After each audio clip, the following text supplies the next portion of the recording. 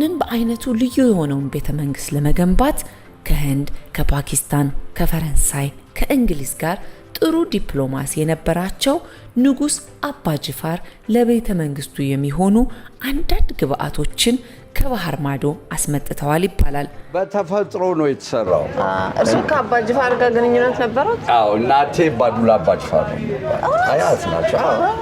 እኔ ደግሞ ይህን ታሪክም የወሰድ ከመጨረሻ ሚስታቸው በ1994 ያለፉት አላህ ረሞ ሀደ ከድር የሚባሉ የመጨረሻ አባ ጅፋር ሚስት እንዴት ረጅም፣ እንዴት መልከ መልካም፣ እንዴት ውብ የነበሩ ንግስት ናቸው። የአባ ጅፋር ቤተ መንግስት ትልቁ የከተማዋ መስህብና ቅርስ ሲሆን ከተገነባ ከ145 ዓመት በላይ እንዳስቆጠረ ይነገራል።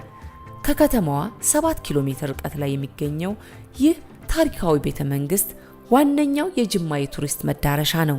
ታሪካዊ ቤተ መንግስት የሚገርመው ደግሞ ምንም አልሆነም። ቅርጾቹ ምኖቹ እንዳለ ከላይ ማማ አለው።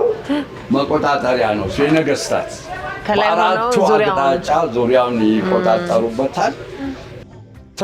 ከታች የግብር ቤት አላቸው። ምሳ የሚበላበት የአባ ጅፋር ምሳ ላይ የሚቀርበው ገበታ ላይ ምግብ ታውቂያለሽ? 38 አይነት የአረብ ሰንቡሳ፣ ሐኒድ፣ ወስላ፣ ዘኔግ፣ የጣሊያን አሩስቶ። ይህ ቤተ መንግስት 4 የጥበቃ በሮች ሲኖሩት በምስራቅ ሸዋ በር፣ በምዕራብ ከፋ በር፣ በደቡብ ዳውሮ በር እና በሰሜን ደግሞ ሊቡ በርን ያመላክታሉ። ጥበብ ነበር። በቃ ጥበብ ናቸው። አስተዋይ ናቸው። ቪዥነሪ ናቸው።